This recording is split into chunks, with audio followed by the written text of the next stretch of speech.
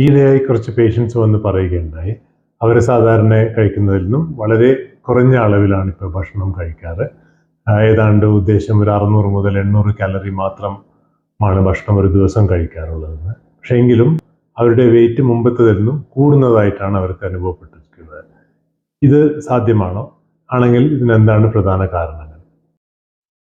പല പഠനങ്ങളുടെ റിപ്പോർട്ടുകളിലൂടെ നമ്മൾ കണ്ടുവരുന്നത്, ഒരു വിഭാഗം പേഷ്യൻസിന് ആദ്യം ഒരു നോർമൽ ഡയറ്റ് പാറ്റേൺ കൊടുക്കുകയും പിന്നീട് അതേ വിഭാഗം പേഷ്യൻസിന് ഏതാണ്ട് മുമ്പത്തേതിൽ നിന്നും 50% കാലറി കുറഞ്ഞ സെമി സ്റ്റാവേഷൻ ഡയറ്റ് പ്ലാനിലേക്ക് മാറ്റിയപ്പോൾ ആദ്യഘട്ടത്തിൽ ഫാറ്റ് ലോസും മസിൽ ലോസും ഏതാണ്ട് ഒരുപോലെയായിരുന്നു.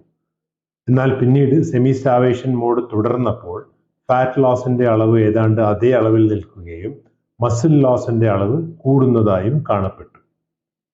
ഇതിൽ നിന്ന് നമ്മൾ മനസ്സിലാക്കേണ്ടത്, സ്റ്റാവേഷൻ മോഡിൽ നമ്മുടെ ശരീരം ഫാറ്റ് അല്ലെങ്കിൽ കൊഴുപ്പിനെ പ്രിസർവ് അല്ലെങ്കിൽ സ്റ്റോർ ചെയ്യാനായി മസിലിനെ ഉപയോഗിക്കുന്നുണ്ട് എന്നതാണ്. അതുകൊണ്ട് നിങ്ങളുടെ ശരീരത്തിലെ ഫാറ്റ് അല്ലെങ്കിൽ കൊഴുപ്പിന്റെ അളവ് അതുപോലെ നിലനിൽക്കുകയും മസിലിന്റെ അളവ് കുറയുകയും ചെയ്യുന്നു.